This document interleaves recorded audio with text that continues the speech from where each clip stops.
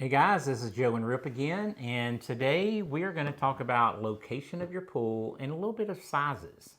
Um, so, Rip, what's your first kind of thought on giving a little bit of advice on locations?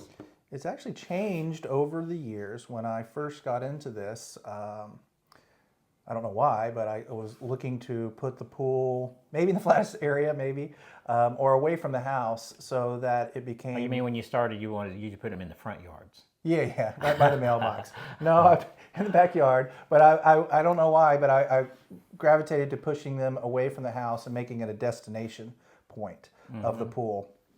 Now, I know you like to bring them up close, and I've kind of, I don't know when it happened, but I'm in full agreement with you now about pulling it up really close to the house. So, what are your thoughts on?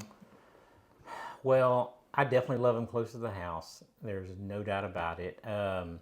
And if when I meet people, if they want to put them, I give everybody my spiel on what I would do. I feel like that's my job. I don't just come over to a backyard and say, okay, where do y'all want it, and just put it there unless I agree. If I disagree, it's my job to let you know where I would do.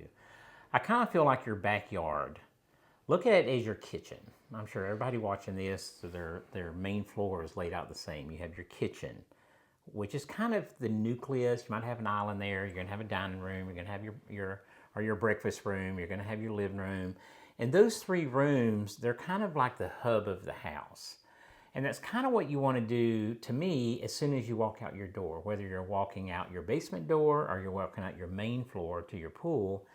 You want to me, and create this environment so whether you're in the pool or not, you walk outside and you're in an outdoor room. And I feel like if you have your pool located way over there to try to pull people to the other side of the yard, it becomes a destination. And I just kind of feel like it's just nicer to have it, bring it all into you. And some people they don't have a choice. If you have a small backyard, you're just not going to have a choice. You're going to walk out and there's a pool's going to be, which I think is awesome. And that's the great thing about having a small yard, because you can make it very intimate there. If you have a big yard, I still would be bringing it into the house. So I start with like a little bit of a bubble diagram of kind of like how traffic's going to flow and what the interplay is. What is the room that we're closest to? Hopefully it's the living room. Maybe it's the kitchen. And what's that access going to be? And then I kind of think about, if there's a spa, where's that spa in relationship and how's that going to be used? If there's an outdoor kitchen.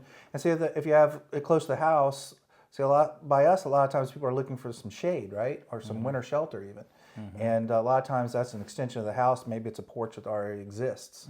And so that kind of takes an element that you're having to recreate or design outside that. And then I kind of think about like where someone's morning coffee is going to be. I even do this. I drink coffee now, but when I didn't drink coffee, I go, well, if I drank coffee, where would I drink my morning coffee? And then, okay, where am I going to watch the sunset from? And where am I going to sit and watch the sun and get baked? Oh, well, let me get out of that. Where am I going to be in the shade? And I just kind of think of that as my bubble diagram and kind of put all that together. Me and you are on the same page with that, because I would think that you would want your spa, your tanning ledge, your kitchen. You want everything to create that nucleus in your backyard, and because most of the time people will spend more time between the pool in the house and the shallow end. So when you're putting your pool in and rearranging how it goes, you want to try to have really the shallow end more on the house side.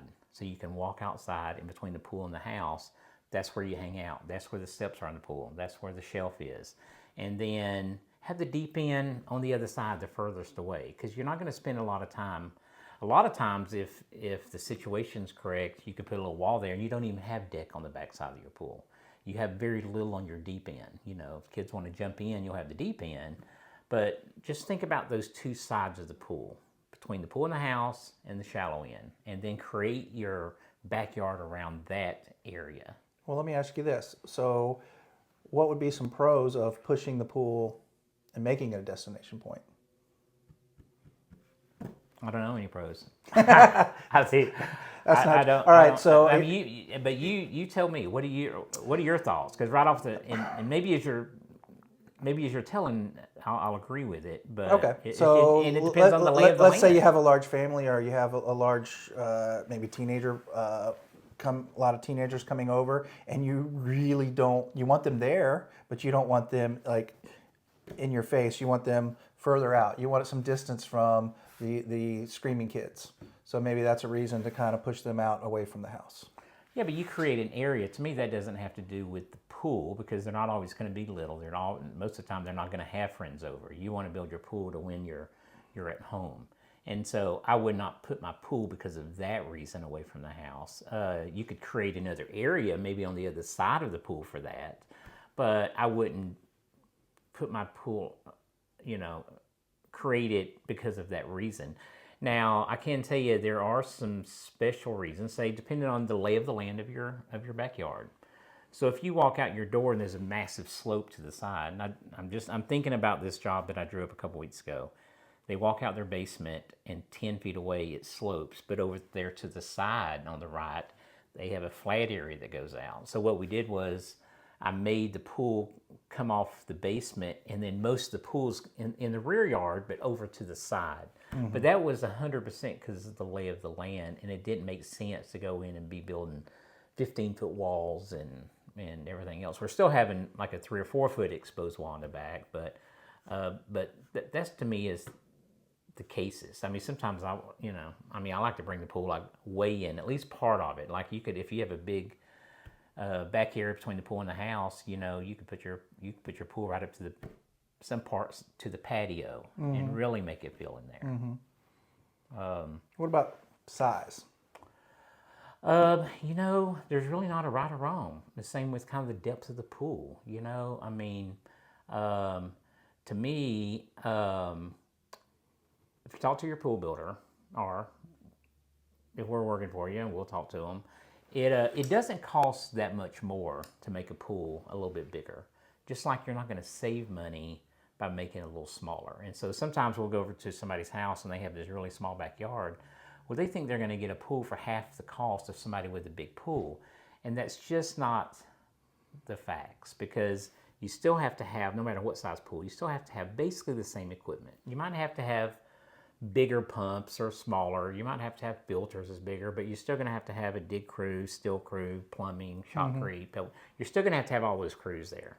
So, a pool builder that is honest with you, it's not going to cost you that much more. And I'm going to say this in rectangle form, to have a 16 by 32 pool than having an 18 by 36, because it's always based on the linear foot and the square foot of the pool is the price, not their pool's double the size, so it's going to be double that, And so I think it depends on your way of living. If you don't have any small kids and you're empty nesters and you don't have a big backyard, then put you in just an area. We're building a pool now that it's only like 24 feet long, by 14 or 15 feet, but we put a lot of different shapes in it.